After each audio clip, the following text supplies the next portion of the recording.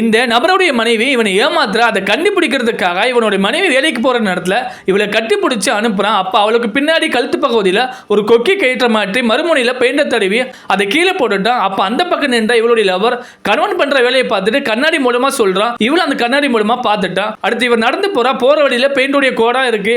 இவளுடைய கணவன் அதை பார்த்துட்டு இவளை ஃபாலோ பண்ணியே போறான். கொஞ்ச நேரம் கழிச்சு இவ வேற ஒரு பக்கம் போன பின்னாடி இவளுடைய லவர் ஹாய் இங்க பாரு அப்படின்னு சொல்லி ஒரு மரத்துக்கு பின்னாடி ஒளிஞ்சு நின்றுட்டு பேசுறான். உன்னுடைய கணவர் உன்னை செக் பண்றான், உனக்கு பின்னாடி ஒரு கொக்கி இருக்கு பாரு அப்படின்னு சொல்ல இவளும் பார்த்துட்டு அந்த கத்திரிக்கோலை வச்சு கட் பண்ணி விட்டுட்டா. இவளுடைய பாய் லவர் கையில ஒரு ரிமோட் வண்டி வச்சிருக்கான். அந்த கட் பண்ண கயிற்ற அந்த வண்டியில மாட்டி விட்டு அந்த காரை ஆன் பண்ணி விட்டுட்டான். அது பாட்டுக்கு போயிட்டே இருக்கு. இவன் அந்த பாய் லவரை பார்த்து நீ எனக்கு ஒரு நல்ல ஐடியா கொடுத்துருக்கா அப்படின்னு சொல்லி பேசிட்டு இருக்கும் போது அந்த நேரத்தில் இவளுடைய கணவன் வர்றான். இவ பார்த்துட்டு இரண்டு பேருமே ஒளிய ஆரம்பிக்கிறாங்க. இவளுடைய கணவன் அந்த பெயிண்டை பார்த்துட்டு எந்த பக்கம் கோடு இருக்கோ அந்த பக்கமா போறான். இவங்க இரண்டு பேருமே போயிட்டாங்க அப்படின்னு சொல்லி கொஞ்சம் பேசிட்டு இருக்கும் போது இவங்களுக்கு ஒரு ஆச்சரியமான விஷயம் இருக்கு. இவ அவளுடைய பாய் லவரை கண்டுபிடிக்கும் போது இவன் கழுத்துக்கு பின்னாடி இதே மாதிரி ஒரு கொக்கி இருக்கு.